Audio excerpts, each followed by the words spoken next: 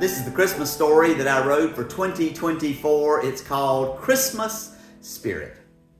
Charlotte came in the door late afternoon on Christmas Eve after her shift at the hospital, dripping wet and exclaiming, "Liam, I hope you didn't dream of a white Christmas because all you're going to get this year is a wet Christmas."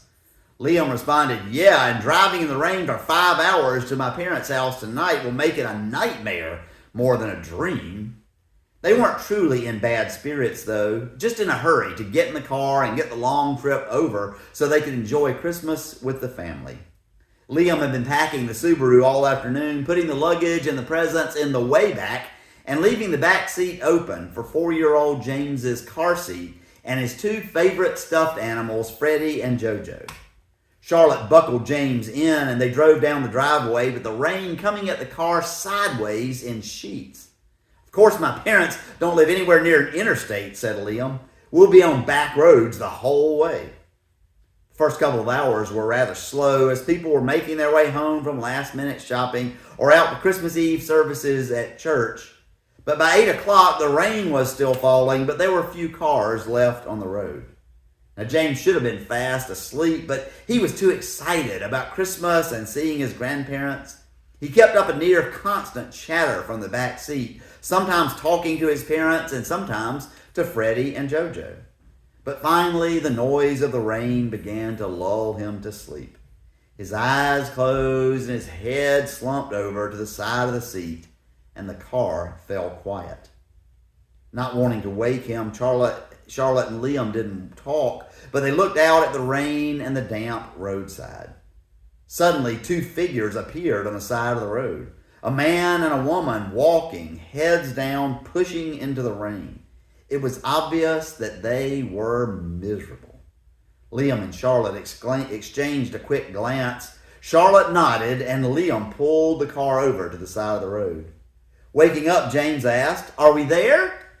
"No, honey," said Mom. "There's some people out in the rain. They look like they might be in trouble, so we're going to see if there's anything we can do to help." Liam pulled up the hood on his raincoat and stepped out of the car. The woman on the roadside said, "We were on the way to his dad's house when our car broke down. Maybe you remember seeing it 3 or 4 miles back there.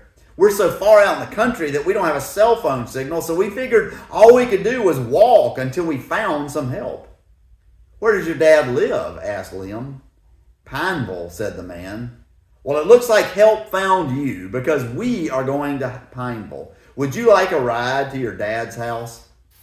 "Oh, thank you," the woman immediately responded. "If you can get us to his house, Dad can come back with us tomorrow and help us with the car. I can't take any more of this rain." By now, Charlotte was out of the car. She opened the back door and told James that some new friends would be riding with him back there. Freddie and Jojo will need to give up their seats so these nice people can get out of the rain and we can take them where they need to go.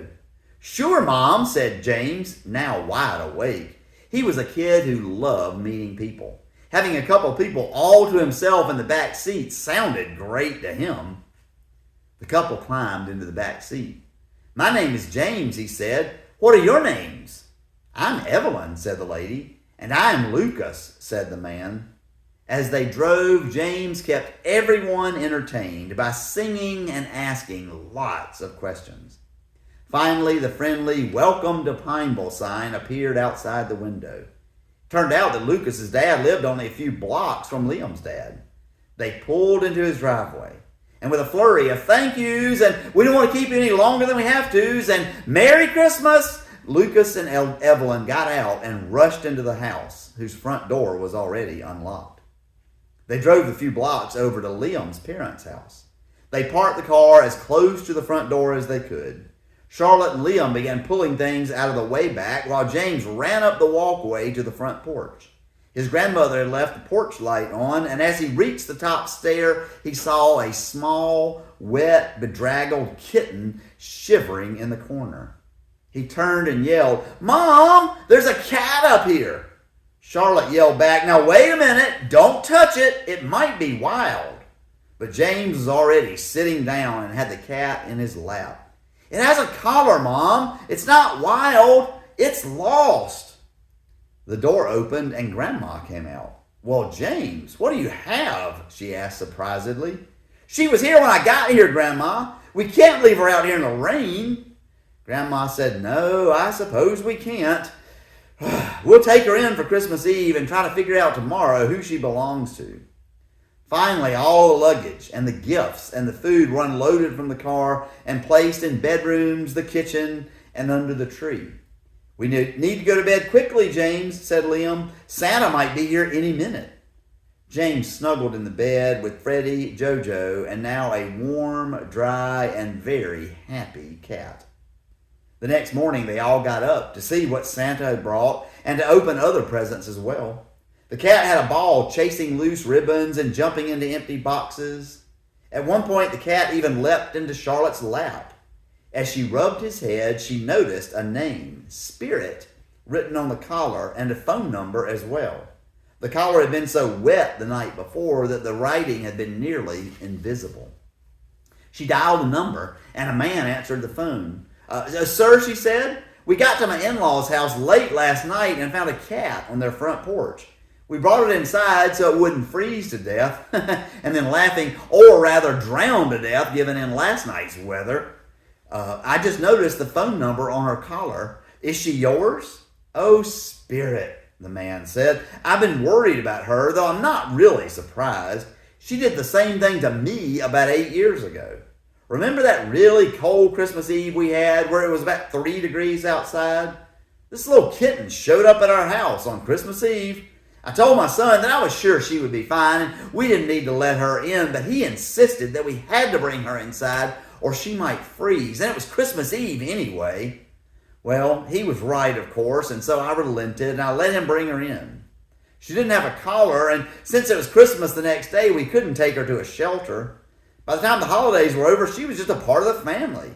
I named her Christmas Spirit, or Spirit for short, because my son had taught me that the true Christmas spirit isn't some warm, fuzzy feeling, and it's not a feeling of happiness or well-being. The true Christmas spirit is compassion for someone or something who might not really deserve it, but who needs it anyway.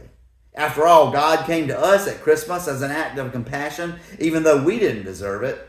But listen to me going on and on. I'm sorry. Give me your address. I was about to head out anyway to run an errand for my kids. I'll come and take Spirit off of your hands. A few minutes later, they heard a car in the driveway. James ran to the front door, excited to get to meet Spirit's owner. He looked out of the glass pane in the door, and then he began yelling, "It's Lucas and Evelyn!" Liam and Charlotte came to the door, and their mouths fell open. It was Lucas and Evelyn from the night before, with an older man with them. They came up the walk, and James ran out yelling, "Lucas! Evelyn!" Now it was their mouths' turn to fall open in surprise. They quickly explained to all that this was the family who had brought them home the night before.